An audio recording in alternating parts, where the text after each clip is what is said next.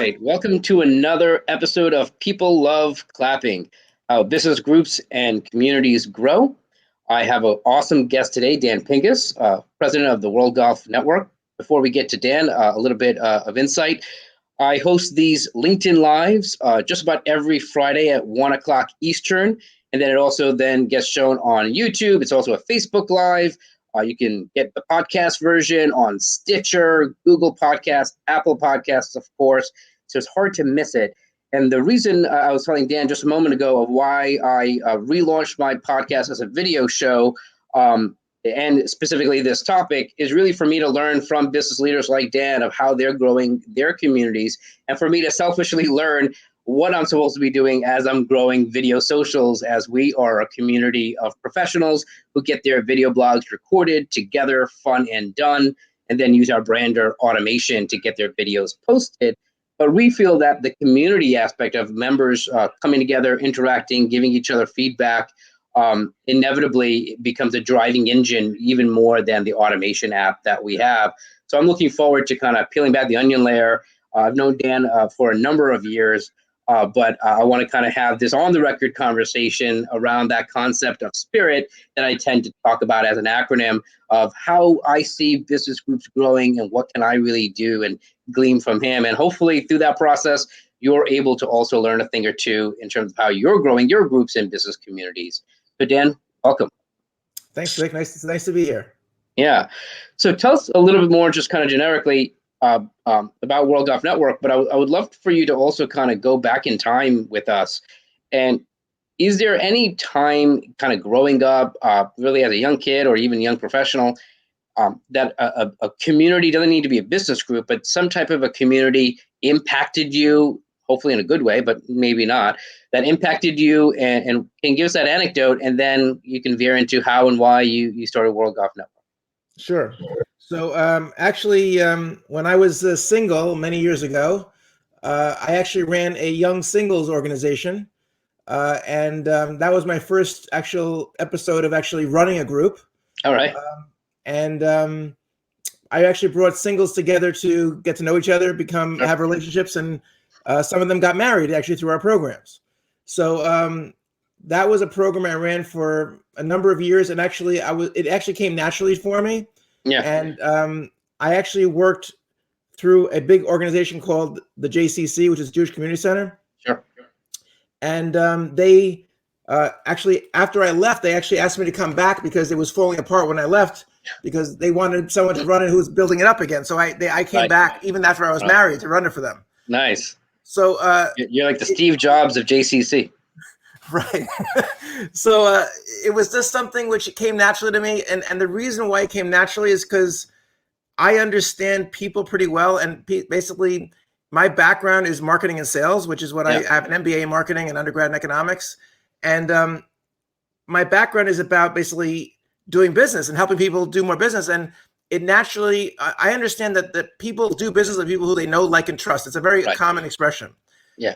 But what people say and what people do are usually not the same.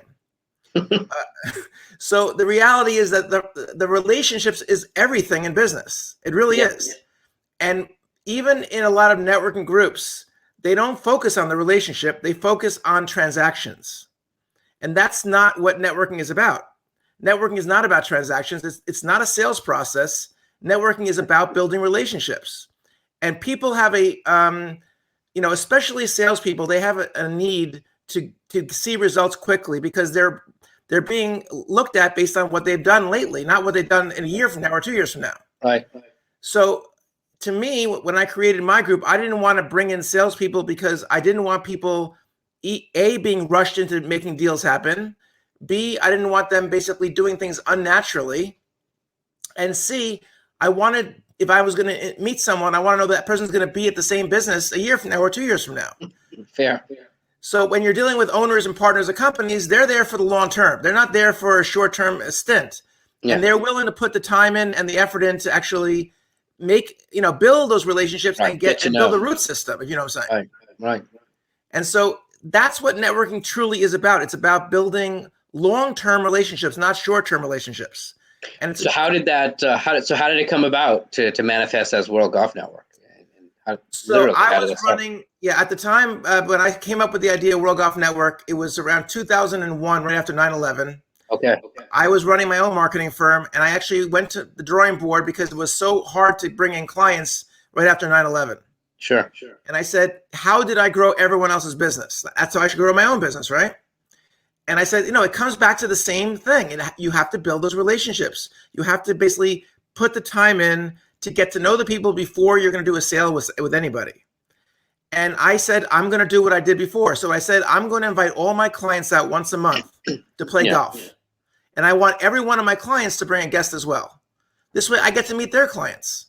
And I'm also— Did it literally start like September of No, I actually started it as really a marketing vehicle for my own marketing firm, not as a business. Okay. And I turned it into a business in 2003. Okay. And I said, you know what? People were coming to me saying, hey, I want to be part of this group. I would love to meet more people on the golf course. It's kind of cool. Yeah. And I said, well, I'm not going to pay for you, because I was paying for everybody at the time because it was my marketing vehicle. Sure. I said, you want to pay your own way, you can join us. And then more people called me and said, I want to be a part of that group. So I said, there might be a business model here. That's how I came up with the idea of running this as a program. So 2003, you came up with the name of World Golf Network.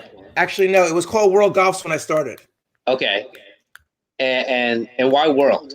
Was this? Because my vision of this program is that after it takes off in this area, I'm going to offer the opportunity for other people to open up chapters anywhere people want to do this. Cool. And make it literally a universal system, right? People can travel around anywhere they want to meet other business executives and do business. So obviously, in terms of who it attracts, it tends to be, I'm going to assume, but you can correct me, it's going to be people who play golf already, right? I mean, it's a golf-oriented networking organization. Is that a cocktail one-liner? It started out that way, and it actually morphed into a different model. Okay. I've actually, it's very important to listen to your customers. What do they want, right? Sure. And a lot of people said, I would love to get in front of these business owners and executives, and I would love to network with everyone, but I don't play golf. Yeah, I'm one of them. So I said, well, great. Let me find a way to include people that I think are good people that should be part of the group. So we started literally a social program where basically people come for cocktails and dinner at the clubs, and they get to network with everyone just like everyone else does. The only thing they're not doing is they're not playing golf. Yeah, I've heard that being referenced as like the 19th hole, kind of that the after the 18 going back to the clubhouse and having drinks and etc. Yeah, but we actually make it where it's literally about 50% of the time is on the golf course and 50% is off the golf course. Sure. All right. So this way, everyone's getting value from being part of the system.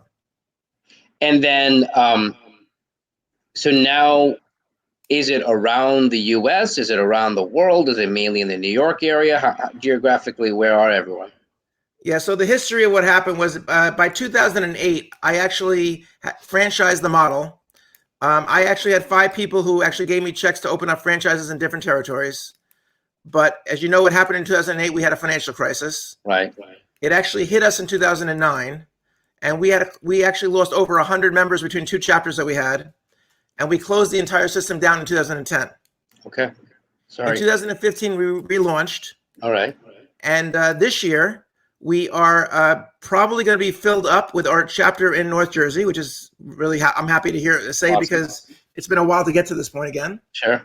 And next spring, we're opening up in 2 more areas, one in Monmouth County, New Jersey, and one in Long Island. Excellent.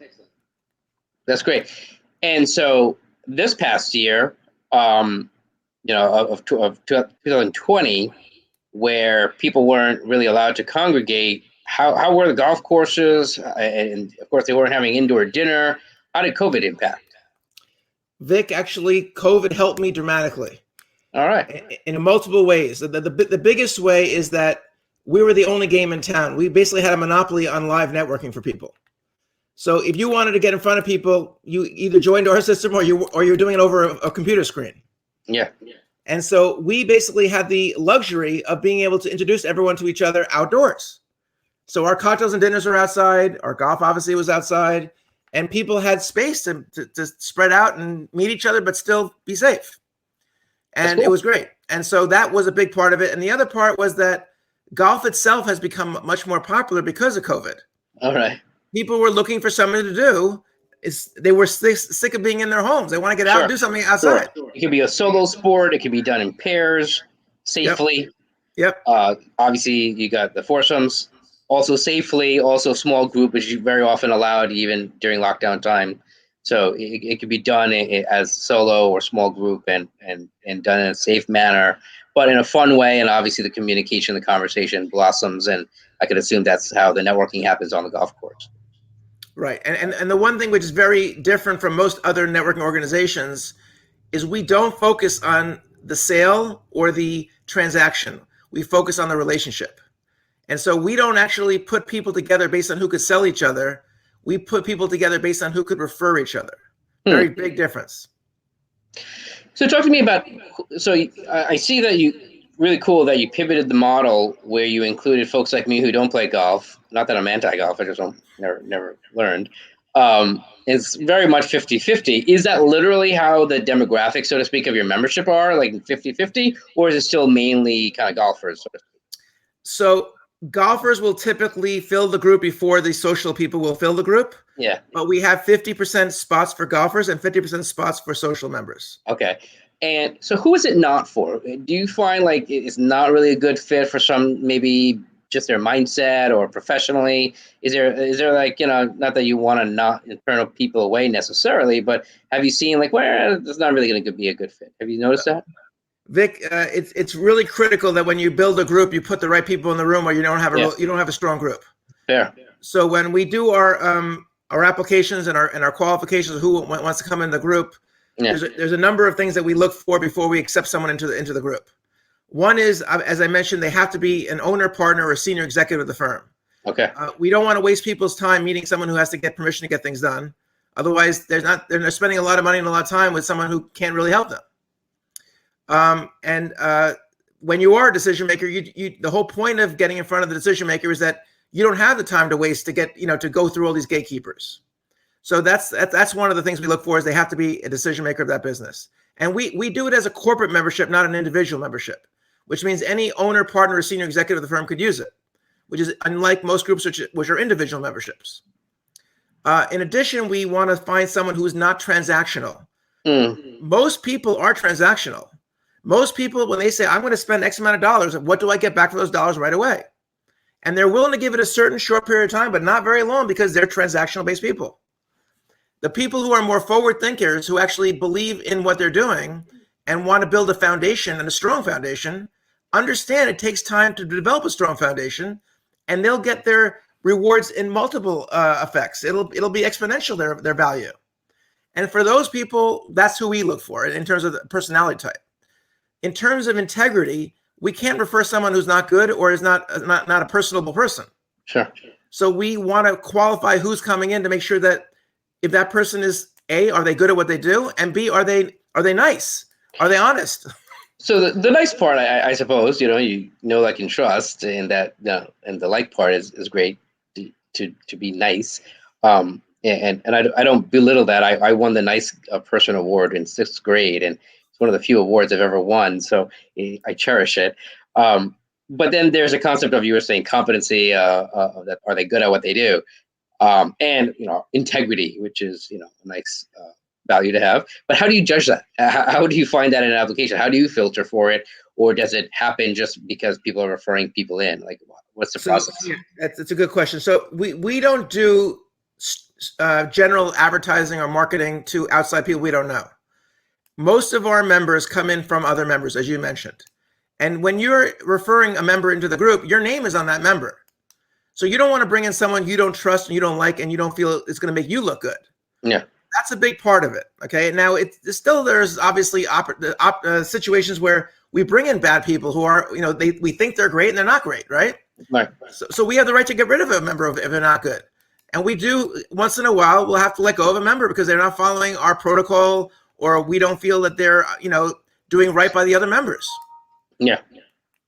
I can see that. I can imagine that. Is there an agenda to your meetings where, obviously there's the rules of the sport of golf, but when they're socializing, how do you kind of create that interaction in that process, or is it just literally it's mingling because they're having dinner and it's very much kind of the fluid aspect of conversation, or is there any kind of process to it?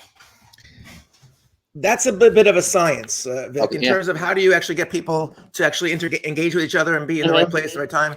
And it's nothing you can say, well, here it is. Here's the answer. It's like, Okay. what's the answer to the secret sauce of how, Heinz ketchup makes their ketchup, or McDonald's makes it, whatever it is. The issue is that there are a few components which are common with everything we do, but we don't do the same thing all the time because then it gets boring. Okay. And that's one of the things that I always say is you got it. You can't be stale. You can't go through the motions over and over again and expect people are going to be happy with this. Okay. And a lot of people do that. Well, I mean, if you go to a lot of meetings, it's exactly the same thing every time, right? Yeah. I want to ask about that. But so you're saying, so you purposely change it up. So how do you change it up? Like, is there like there's multiple things we do. As an example, every month we're going to a different private country club. Okay. We're not going to the same place every single time. That's kind of boring. Change the venue, so to speak, change the scenery, right? Literally.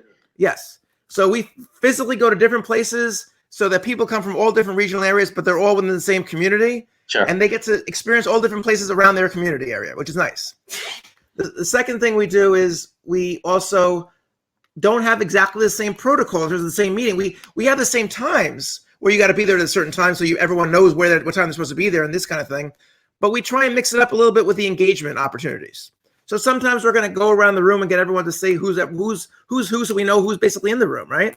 Sometimes we're not going to do that. Sometimes we're just going to say, we want basically people to just get to know each other and don't worry about everyone in the room because you're going to meet everyone eventually anyway, right? And then there's other things we're going to do, like we're going to mix up different activities. Like we do a Texas Hold'em event once a year, and we have cocktail events at nice restaurants in the off season. And so we do different things throughout the year to make it so it's not the same thing over and over again, and people feel like they're engaging in different ways. But most importantly, Vik, we actually have a dual program running at the same time when people join our group. There's both a group dynamic and an individual dynamic. And so what I mean by that is that members, when they join, not only do they get to meet all the members once a month, but I privately take them out with someone out of my database, and I have about 6,000 people in the database, and they'll pick and choose who they want to meet, and they'll bring out a guest that might be good for the organization. That helps the group grow while it helps the member get in front of exactly who they want to meet. Sure. And everyone's got to be decision makers. So the pushback is that what I found as a pattern with groups that really gel and have cohesiveness and all that stuff is that there is some type of repetition and repeatables, that there are sayings that they all say, they come to a certain place, they do a certain thing. So there's that ritual aspect is another way of looking at it. Is there any aspect of that you found that even members just do on their own, or something that you, lack of a better word, of contrived, but I mean that in a good way, that you've architected, maybe is a better way of saying it, that you wanted to create that experience that is somewhat ritualistic or repetitive, that even though you see the advantage of having that more different experience, is there anything like that, or not necessarily? So here's what I say to that, Vik, is that there are different kinds of people out there, but most leaders and people who own businesses and run companies, they don't want to. They're bored with two things which are too ritual based. Okay. They want new and different. They want exciting. They want to meet people who they don't know. They want to reacquaint with people they do know. And the ritual part of it is that they're doing some of the same things. They're playing golf every month. Sure. Okay. They're having cocktails and dinner every month. Yeah. They're meeting people. They're doing things in some sort of a, as you say, ritual way. But there's novelty built in. But the experience is always changing up a little bit because it makes it more enjoyable. Sure. And it also makes it more fun. I mean, and I don't mean just enjoyable or fun, but what I mean is it makes it more interesting and appealing. Creative. I get that. Because people who own their own companies typically get bored easily. Sure. Yeah. That's why they went off and start their own business. Yeah. And so it's like a box of chocolates. You never know what you're going to get. Right. So that's cool. I get that. But there is some aspect of pattern. And so, I don't want to use ritualistic as like a negative way of saying it, but that there is a pattern to that process. And so you touched on it a little bit in terms of that invitation process of how people bring people into the group. Either there's a systematic invitation system where this is what we do, or there's a culture aspect of it where it's just expected, but it's heightened to the point of, at least internally, you have type of system. So how do you have that process where you're working with the members? Going a little bit deeper, you touched on it, where you're matching them with people that that they want to meet, or they tell you that they want to meet. And then what's that process like of them bringing new guests? Sure. So, because we're dealing with owners, partners, and senior executives, time is of the essence for them. They literally, their time is their money and their time is their currency, right? Yeah. So they don't have a lot of it to spare, and they can't be forced into things that they don't have time for. Yeah. So we don't demand anything. We provide the resources, and the members tell us what they want, how they want to use these resources. Okay. So the group dynamic is pretty much the main focus that everyone goes to. I mean, if you're not going to willing to go once a month to a function, you probably shouldn't be in that organization. Fair. Okay. But what we do also is that private side of the program, certain months of the year you might be busy, and certain months you might be have a little more free time. So what we do is we say it's up to you as a member to contact us and say, we have a guest that we think might be good for the group. We'd like to schedule a private meeting.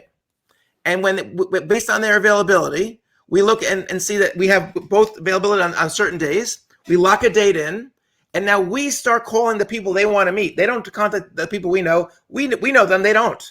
And we see, would they like to meet our member? And if they say no, we don't waste our time with each other. We make sure that it's a win-win situation, that both people want to meet each other.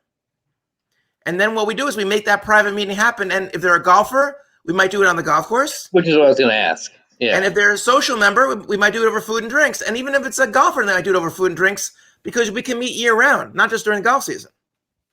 When is golf season? What are those months? In the Northeast, it's April through October. Okay. So based on where you are, it's going to be different. So if we're in Florida, the summers will be our off months. Fair enough. Right. But here in the Northeast, for WGN, it's April to October. And then the other months are the social months where it's off the course. Correct. That's really cool. So that process can be somewhat tedious. So you're making the call on behalf of the member. So how are you doing that internally? Is it, are you shooting off emails? So is it basically these are other members that you're asking if they want to meet? Yeah. So the members are going to meet all the members anyway. They don't need to meet the members privately, because they're going to see them all every month. Okay. So we have a database, as I mentioned, of over 6,000 executives, which most of them are not members of our organization. There are people who we've met over the many years we've been running the program, and they're people who we've been vetting, because when we find an experience where it's not a good experience, we take them out of the database. We don't want people who we can't refer. Right. So the issue is that when someone says, "Oh, I want to get in front of more architects, or I want to get in front of more law firms," we just do a search on the system based on who they want to meet, make sure they don't already know the people we want to introduce them to, and then we handpick the people they want to get access to, and we'll call them on their behalf to see if they're available on the days that they want to meet. That's kind of neat. Was that always part of the process, like from 2003, or was that something that you added as it matured? Well, it wasn't from the very beginning in 2003, but it was pretty early in the process. We started that probably in like 2005 or 6. Yeah, that's kind of neat. That's like a hand-curated networking aspect of an outreach beyond the community, which I don't know if I've ever heard that before, because very often it's within the community, and maybe the leader is facilitating the process of connection. This is beyond the community and outside of it, and especially, it sounds like executives, sometimes people who may not even be a fit for the community. So that's very interesting that you bring that up. As we wrap up, as we're getting to the half-hour mark, I'd love to hear in terms of the timetable of, you mentioned a little bit about the season of April to October, and then there's the off season, and you touched on a little bit of some of the things that you do on an annual basis. But I'd love to hear what's happening for 2021 from April onward, as well as what happens on like an annual basis. What is that repetitive timetable that you tend to kind of see on a season by season basis? Right. So what's coming up? The once a month events, we have one coming up in 2 weeks. We're at Trump National in Bedminster, is our first event of the year for this season. Every month we're at different private country clubs between April and October, as I mentioned. Yeah. Starting in November, we'll be doing our off-season events again, because we'll go back to live events indoors by this November. Sure. We'll be at the Palm in Manhattan. We'll be at Morton Steakhouse in Hackensack, New Jersey. So we cover both sides of the river, because we have people coming in from New York, Manhattan, Westchester, and North Jersey. Yep. And as we're opening up these new chapters, they are going to be going live by next spring. They will be attending our events as well in the off season. So the off season events are available to all members from all chapters. And this way people can meet people from different chapters at these off season events.